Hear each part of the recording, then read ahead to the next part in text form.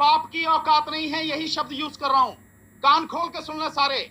किसी के बाप की औकात नहीं है, किसी अदालत में दम नहीं है जो इस मस्जिद को मंदिर बना दे या अजमेर शरीफ की दरगाह को मंदिर बना दे या खोद के दिखा दे। मेरे अजीजों, जब मेरे आका गरीब नवाज की करामतों के चर्चे होने लगे ना, दूर दूर तक करामतों के चर्चे हो रहे हैं, लोग आका गरीब नवाज की करामतों को सुन सुन करके अजमेर आ रहे हैं और आका गरीब नवाज के हाथ में अपना हाथ दे करके मुसलमान हो रहे हैं। कुछ लोग करामतें देख देख कर मुसलमान हो रहे हैं, कुछ लोग करामतों को सुन सुन कर मुसलमान हो रहे हैं। जब मुसलमानों की तादाद बढ़ने लगी, गरीब नवाज की करामतों को देखकर, आपके चेहरे को देख कर के लोग मुसलमान होने लगे ना, तो उस दौर के यानी गरीब नवाज के दौर के कुछ पंडितों ने ये मीटिंग जोड़ी। उन्होंने ये फैसला लिया कि यार अगर इसी तरह होता रहा ना, ये मुसलमान फकीर इसी तरह से करामतें दिखाता रहेगा तो एक एक करके सारे मुसलमान हो जाएंगे। इसका कुछ करना पड़ेगा,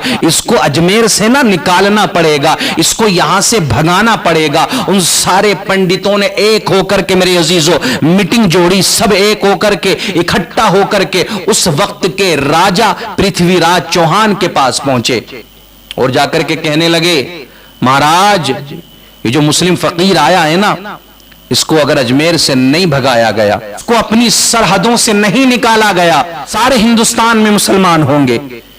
वो दिन दूर नहीं है, इसका कुछ किया जाए, इसको यहां से निकाला जाए, इसको या तो इस मुल्क से ही बाहर कर दिया जाए या अपनी सरहदों से इसे दूर कर दिया जाए।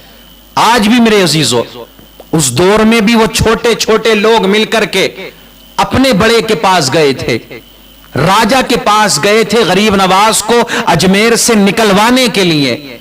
और आज भी मेरे अजीजों, ये छोटे छोटे मिलकर के, ये छोटे छोटे जो लोग हैं ना, ये अपने बड़ों से जाकर के सिफारिशें करते हैं कि फला मस्जिद का सर्वे किया जाए, उस मस्जिद के नीचे मंदिर है, उस मस्जिद के नीचे मूर्तियां हैं, फला मजार को तोड़ दिया जाए, उस मजार के नीचे मूर्तियां हैं, वो मजार नहीं है बल्कि मूर्ति है। गरीब नवाज के मजार को तोड़ दिया जाए, वो मजार नहीं है बल्कि शिव का मंदिर है। न जाने कैसी कैसी बातें।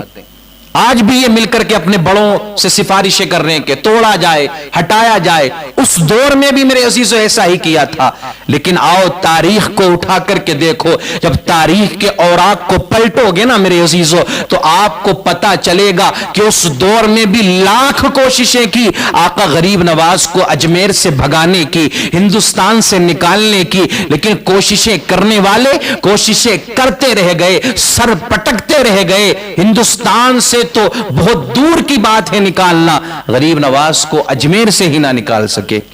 जब गए ना वो सारे इकट्ठे होकर मिलकर उस वक्त के बादशाह के पास, तो उसने कुछ सिपाहियों को मेरे अजीजों हुक्म दिया कि तुम अपने हथियार लो और इनके साथ में जाओ।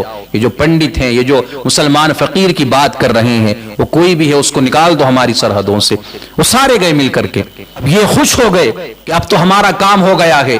ये जो मुसलमान फकीर ये करामतें जो दिखा रहा है ना, कभी पानी एक कासे में ले आता है, कभी मेरे अजीजों ऊंटों को बिठाता है, ऐसा बिठाता है कि उठते ही नहीं है, कभी अपनी जूतियों से जयपाल जादूगर के जादू के भूत को उतार देता है। ये करामतें जो दिखा रहा है, अब इस मुसलमान फकीर को यहां से निकाल दिया जाएगा। अल्लाहू अकबर कबीरा मेरे अजीजों। वो सारे मिल करके, पंडित भी साथ में है और साथ में सिपाही है, और सिपाहियों के पास में मेरे अजीजों उस वक्त के हथियार है। जब सारे मिलकर के गरीब नवाज के करीब पहुंचे, अजियत देना चाहते थे, तकलीफ देना चाहते थे, परेशान करना चाहते थे आका गरीब नवाज को मेरे अजीजों, लेकिन अल्लाहू अकबर कबीरा मेरे अल्लाह ने क्या मकाम मर्तबा अता फरमाया गरीब नवाज को, क्या पावर और इख्तियारात अता फरमाए थे। रिवायात के अंदर आता है आका गरीब नवाज ने इनके इरादों को भांप लिया। गरीब नवाज ने जमीन से मिट्टी को उठाया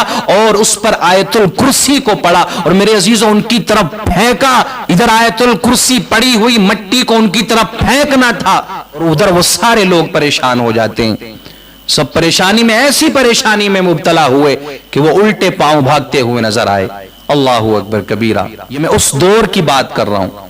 آج بھی یہی حالات ہیں اور آج بھی ایسا ہی ہونا ہے. لوگ ہیں نا جو ہٹانے کی باتیں کر رہے ہیں, مٹانے کی باتیں کر رہے ہیں, وہ سن لیں کان کھول کر کے کہ غریب نواز نے فیصلہ کرنا شروع کر دیا ہے. اب نمبر سب کا لگنے والا ہے. ابھی چھوٹے چھوٹوں کا نمبر لگا ہے, وہ وقت بھی آئے گا کہ بڑے بڑوں کا بھی نمبر لگ جائے گا. مسلمانوں, تمہیں پریشان ہونے کی ضرورت نہیں ہے. اگر محبت ہے غریب نواز سے, پیار ہے غریب نواز سے, اگر اللہ کے ولیوں کا عشق ہے نا تمہارے دلوں کے اندر, تو کچھ نہ کرو کہ یہ کیا ہو گیا, اب کیسے ہوگا. تمہیں ٹینشن لینے کی ضرورت نہیں ہے. مایوس ہونا یہ ایک مسلمان کا کام نہیں ہے نا میرے عزیزو. مسلمانوں کا یہ شیوا تو نہیں کہ وہ مایوس ہو جائیں. نا میرے عزیز, مایوس ہونا مسلمانوں کا کام نہیں ہے. اللہ رب العزت بہترین فیصلہ کرنے والا ہے. اور میرے عزیزو, اس نے اپنے ولیوں کو بھی وہ پاور عطا فرمائی ہے, وہ اختیارات عطا فرمائے ہیں. جہاں جہاں بھی اللہ کے ولی موجود ہیں, اس علاقے کے فیصلے وہی اللہ کے ولی کرتے ہوئے نظر آتے ہیں اللہ رب العزت کے حکم سے. لیکن ہے کچھ لوگ ایسے جو اسلامی لبادہ اوڑے ہوئے ہیں, اپنے آپ کو مسلمان کہلواتے ہیں, نام بھی اسلامی ہے, لیکن میرے عزیزوں انہوں نے بھی بڑی تکلیفیں پہنچائی ہیں. ان کی وجہ سے بھی بہت نقصان ہوا ہے. آج لوگ کہیں گے کہ دیکھو یہ کیسی بات کر دی. آج اتحاد کا زمانہ ہے, متحد ہونا چاہیے. ہم بھی متحد ہونا چاہتے ہیں, ہم بھی اتحاد کو پسند کرتے ہیں, یونٹی ہمیں بھی پسند ہے. ہم کون سا اختلاف پھیلانے کی بات کر رہے ہیں. لیکن جو لوگ کہتے ہیں نا کہ ولیوں کے مزارات پہ نہیں جانا چاہیے, کلمہ پڑھنے والے ہیں, مسلمان ہیں, لیکن کیا کہہ رہے ہیں کہ ولیوں کے مزار پہ نہ جاؤ, اجمیر نہ جاؤ, کلیر نہ جاؤ, بریلی نہ جاؤ, کچھوچا نہ جاؤ. یہ ولیوں کی بارگاہوں میں جا کر کے کیا ملتا ہے؟ آج میرے عزیزو انہی لوگوں کی وجہ سے غیر مسلموں کو زیادہ فائدہ ملتا ہے. اور آج جو مزارات کو توڑنے کا نمبر آ گیا ہے, مزارات کو ہٹانے کی بات ہو رہی ہے نا, اس میں ان لوگوں کا بھی بہت بڑا ہاتھ ہے.